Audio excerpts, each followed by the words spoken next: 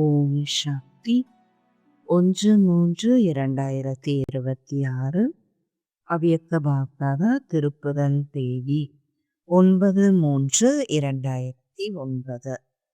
பரமாத்ம சேர்க்கையின் நிறத்தினுடைய மற்றும் இணைந்த சொரூபத்தின் யதார்த்தமான ஹோலியை கொண்டாடுங்கள்.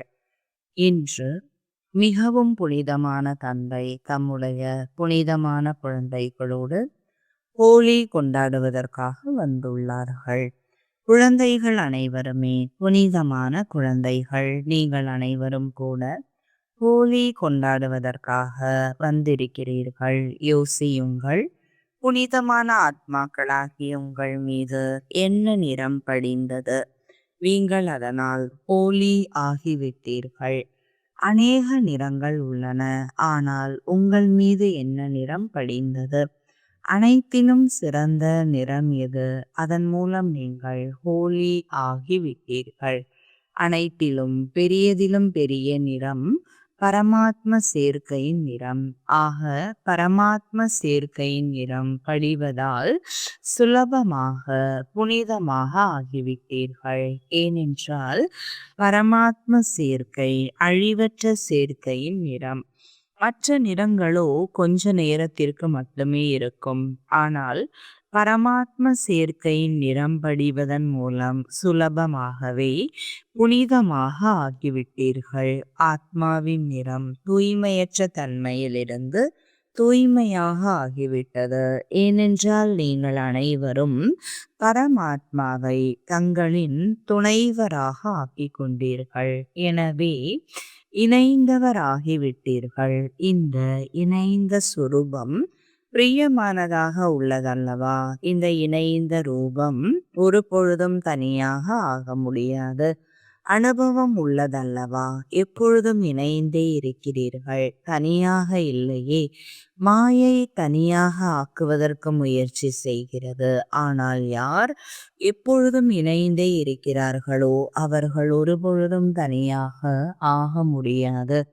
ஏனென்றால் மாயை தனியாக ஆக்கி பிறகு பழைய சம்ஸ்காரங்களை வெளிப்படுத்தும். மற்றும் பழைய சம்ஸ்காரங்கள் வெளிப்பட்டு விட்டால் சுத்தமான சம்ஸ்காரங்கள் மூழ்கிவிடும்.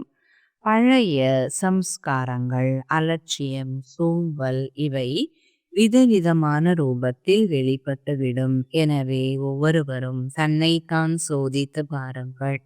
எப்பொழுதும் இணைந்த நிலையில் இருக்கிறோமா, அல்லது சில நேரம் தனியாகவும் ஆகிவிடுகிறோமா? மாயையின் அநேக சொரூபங்களை அறிந்து கொண்டு விட்டீர்கள் அல்லவா?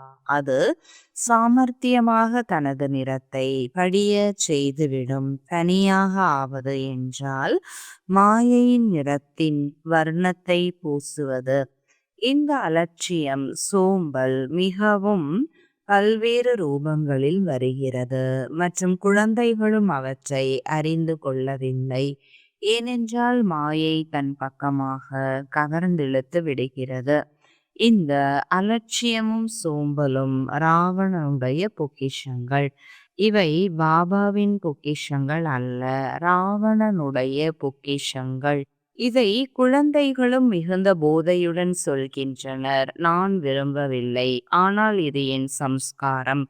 சம்ஸ்காரத்தை எனது என சொல்ல துவங்கி விடுகிறார்கள். இது பரமாத்ம பொக்கிஷமா அல்லது ராவணனுடைய பொக்கிஷமா? அதை எனது சம்ஸ்காரம் என சொல்வது சரியா? யோசியுங்கள்.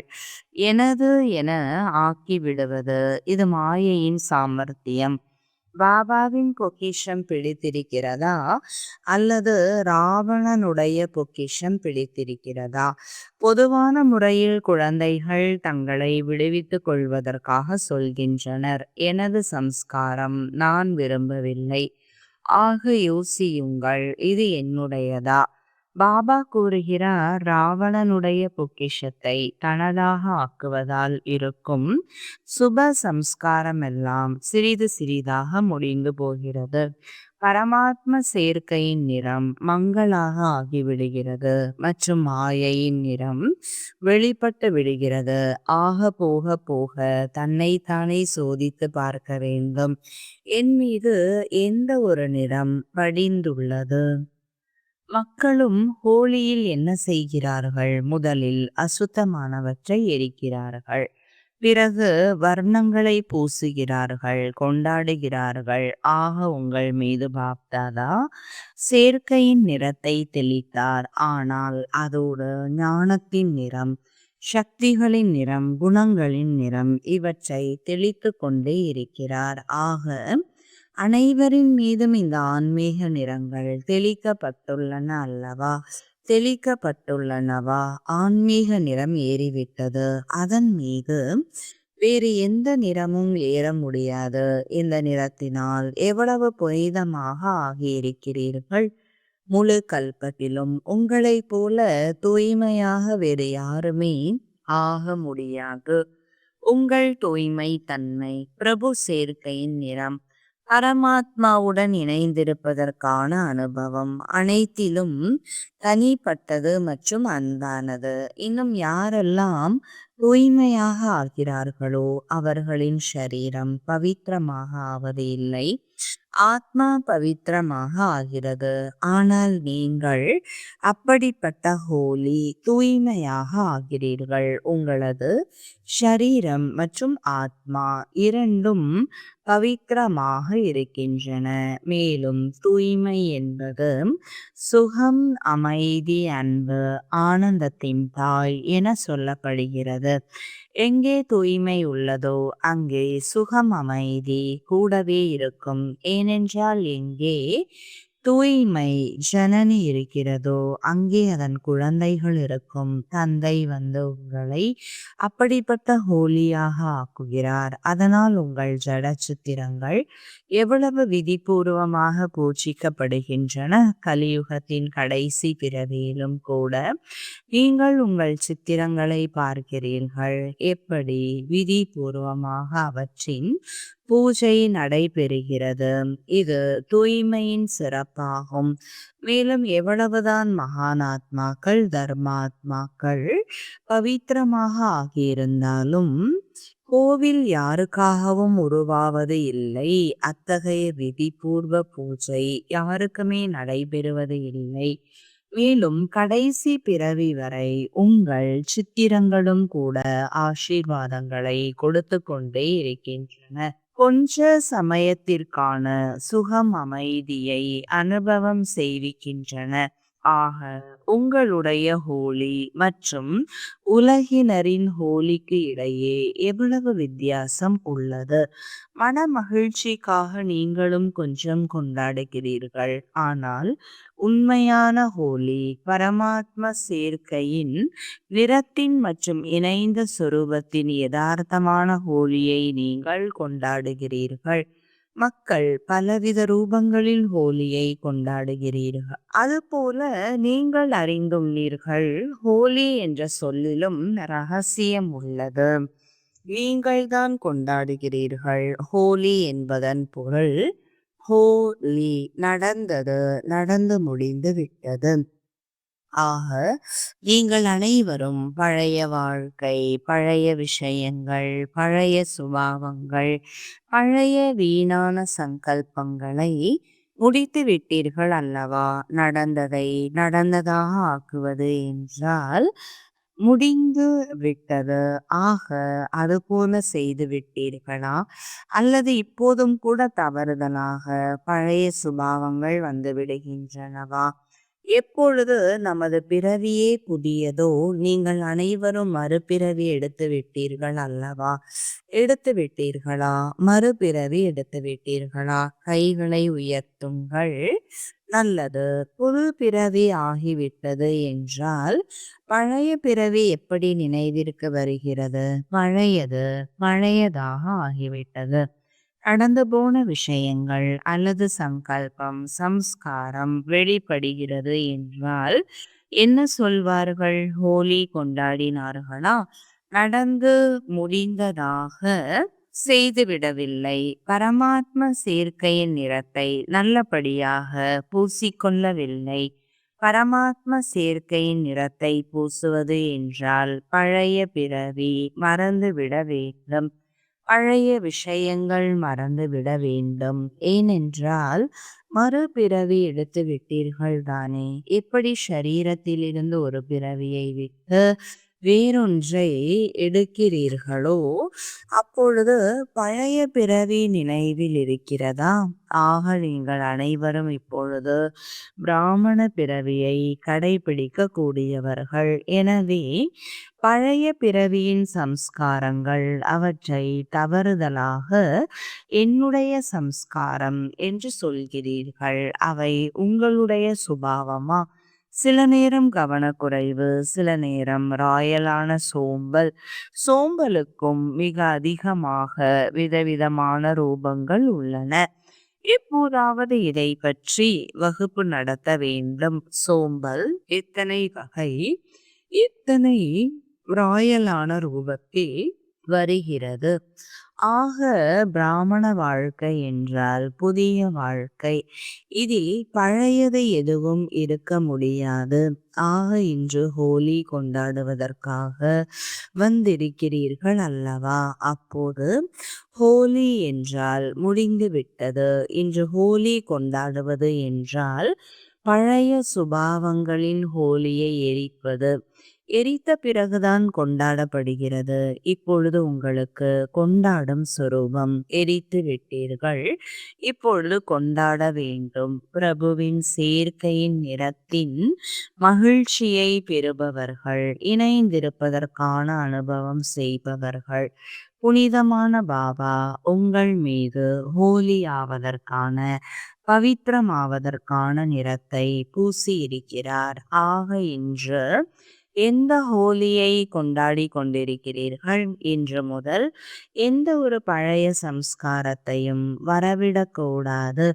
இந்த ஹோலியை கொண்டாட வேண்டும். கொண்டாட முடியுமா? அல்லது எப்போதாவது வருமா? நான் செய்ய விரும்பவில்லை. ஆனால் எனது சம்ஸ்காரம் என்பது ராயலான வார்த்தை. இந்த வார்த்தையை இன்று திட சங்கல்பத்தின் விதி மூலம் முடித்து விடுங்கள். அத்தகைய ஹோலி இன்று எப்பொழுதும் கொண்டாடுவதற்கான தைரியம் வைத்திருக்கிறீர்களா? அல்லது எப்போதாவது கொண்டாடுவீர்களா? இன்று முதல் பழைய சம்ஸ்காரங்கள் முடிந்து விட்டது. பிறவி புதியது. அந்த பழைய பிறவி முடிந்தது. அத்தகைய தைரியம் வைப்பவர்களாகிய நீங்கள் பாபாவின் இனிமையிலும் இனிமையான செல்லமான தேடி கண்டெடுக்கப்பட்ட குழந்தைகள். ஆக இந்த சங்கல்பம் இல்லை. திட சங்கல்பம் செய்வதற்கான தைரியம் உள்ளதா? கை உயர்த்துங்கள், பாருங்கள். அனைவரும் தைரியம் வைத்திருக்கிறார்கள். கொஞ்சம் மீதி இருந்தாலும் பரவாயில்லை. ஆனால் நீங்கள் அனைவரும் துணையாக இருக்கிறீர்கள் அல்லவா?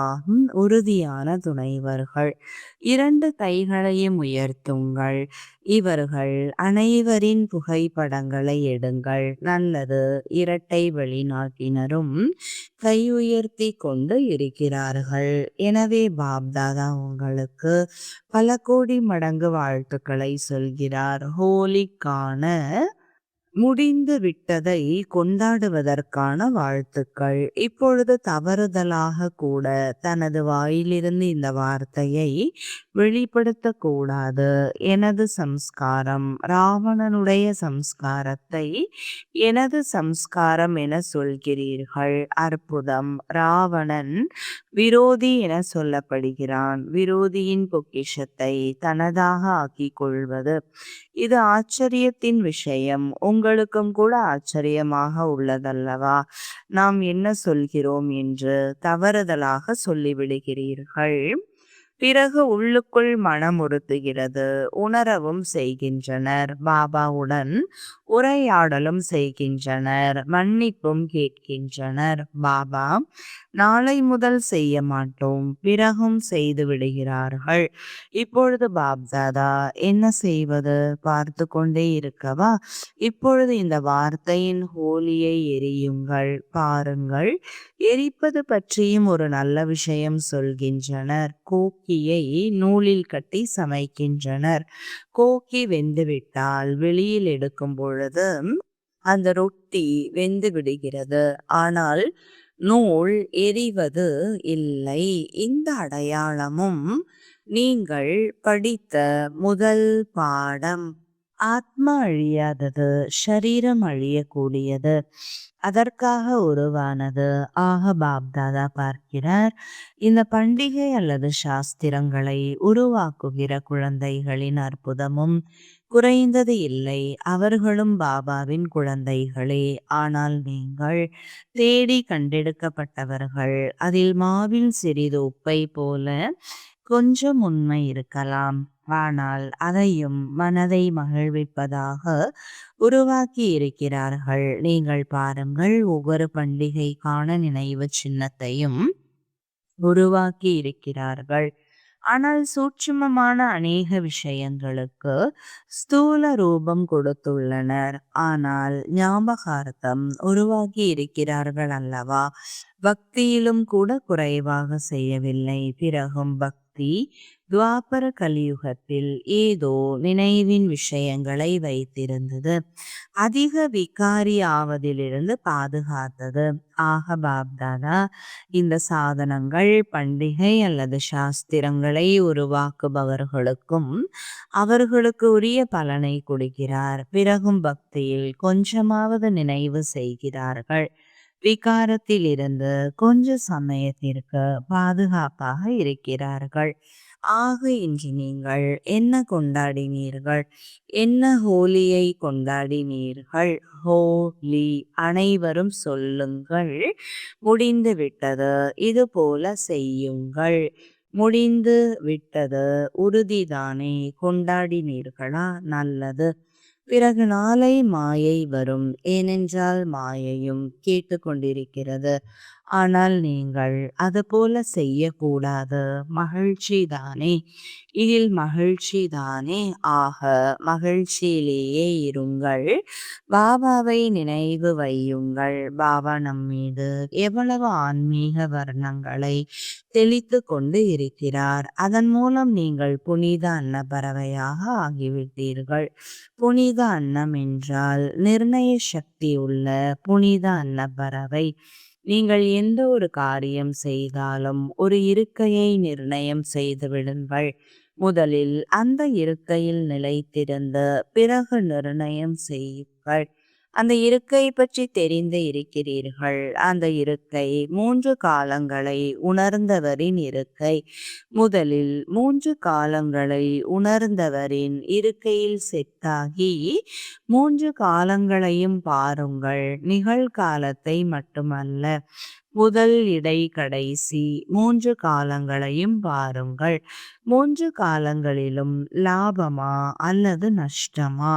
குழந்தைகள் பலர் மிகவும் சாமர்த்தியமானவர்கள். புத்திசாலி பற்றி சொல்லவா?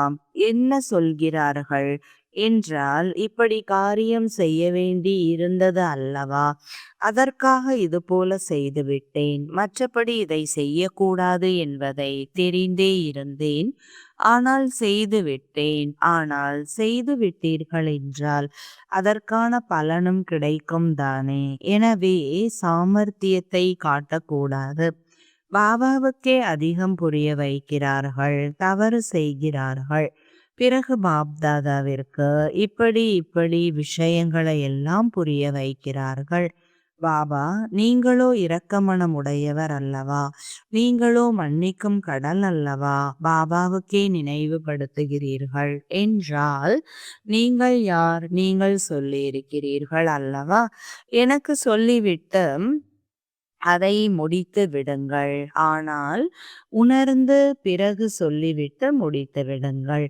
ஒரு வார்த்தையை உறுதியாக சொல்கிறீர்கள், சொல்லி விட செய்கிறீர்கள்.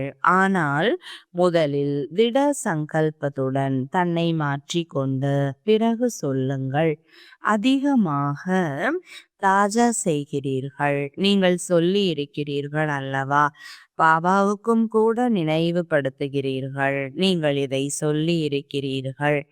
நீங்கள் இப்படி சொல்லி இருக்கிறீர்கள் இல்லையா என்று மிகவும் சாமர்த்தியமாக கூறுகிறீர்கள். இப்பொழுது சாமர்த்தியம் கூடாது, தைரியம் வைக்க வேண்டும், செய்தே ஆக வேண்டும், பார்க்கலாம், செய்யலாம் என்றெல்லாம் கூடாது. தாதா நாள் முழுவதும் இந்த பாடலை கேட்டுக்கொண்டேதான் இருக்கிறார். செய்வோம், காட்டுவோம், ஆவோம். ஆனால் வேதம் என்ன? ஏங்கே என்பவர்கள் பாபாவோடு கூடவே செல்ல முடியுமா? பாபா எவரடியாக இருக்கிறார். ஏகே என்பவர்கள் எவரடி ஆகவில்லை. எனவே தந்தையோடு கூட எப்படி செல்வார்கள்? பாபாவோ என்னுடைய குழந்தைகள் என்னோடு கூட வரக்கூடாது என்று விரும்புவது இல்லை. எப்போது வீட்டிற்கு திரும்புவதற்கான நேரம் வந்துவிட்டதோ அப்பொழுது வீட்டிற்கு செல்ல மாட்டார்களா? ஏனென்றால் வீட்டிற்கு சென்றுவிட்டு பிறகு ராஜ்யத்தில் வர வேண்டும்.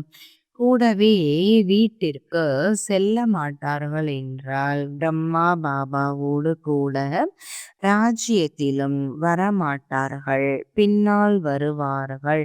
அப்போது உங்கள் உறுதிமொழி என்ன? கூடவே நடப்போம், கூடவே செல்வோம், எதிலும் கூட ஓம் ஓம் என்பார்கள். சென்று சேர்ந்து விடுவோம். பாருங்கள் பாபா, சென்று சேர்ந்தே விடுவோம். எனவே இந்த பாஷையை இப்பொழுது முடித்து விடுங்கள். நல்லது. நாலாபுறமும் உள்ள அனைத்து குழந்தைகளையும் கூட பாப்தாதா பார்த்து கொண்டிருக்கிறார்.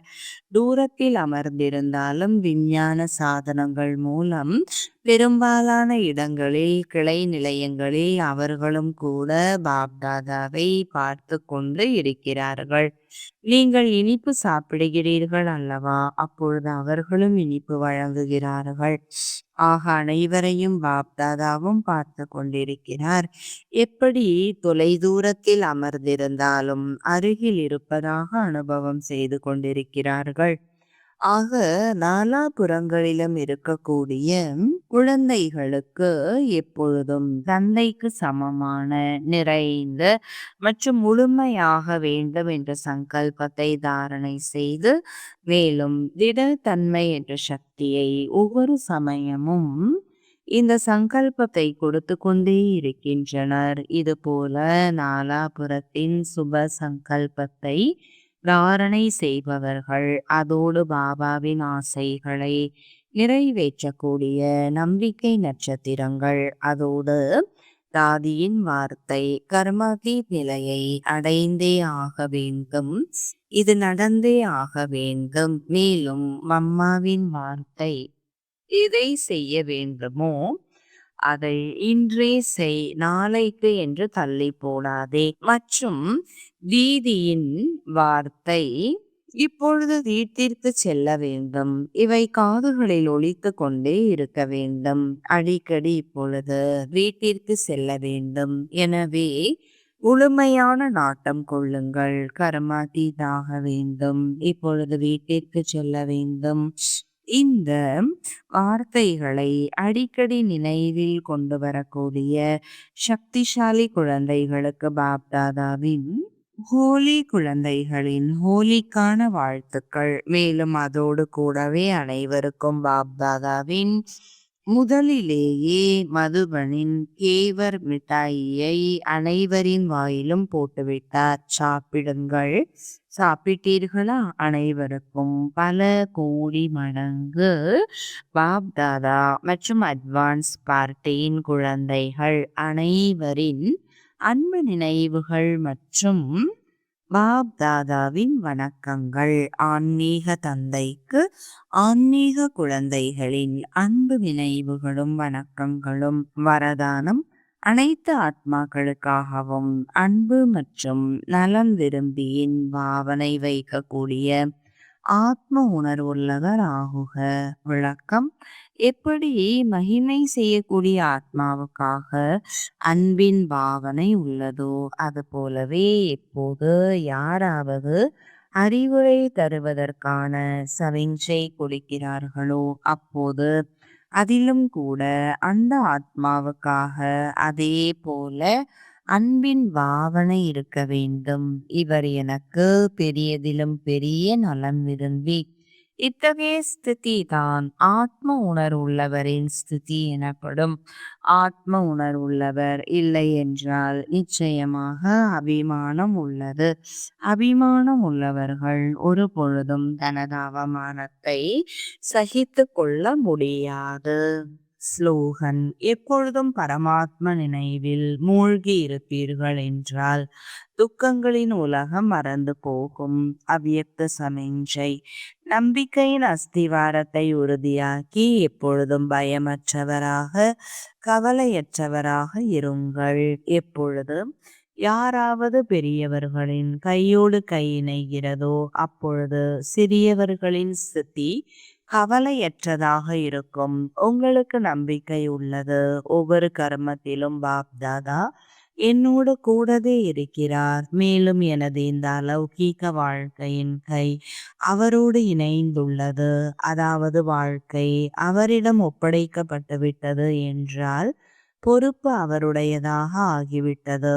அனைத்து சுமைகளையும் பாபாவின் மீது வைத்துவிட்டு தன்னை லேசாக்கிக் கொள்வீர்கள் என்றால் எப்பொழுதும் கவலை இல்லாமல் இருப்பீர்கள் மற்றும் ஒவ்வொரு காரியமும் மிக சரியாக இருக்கும்.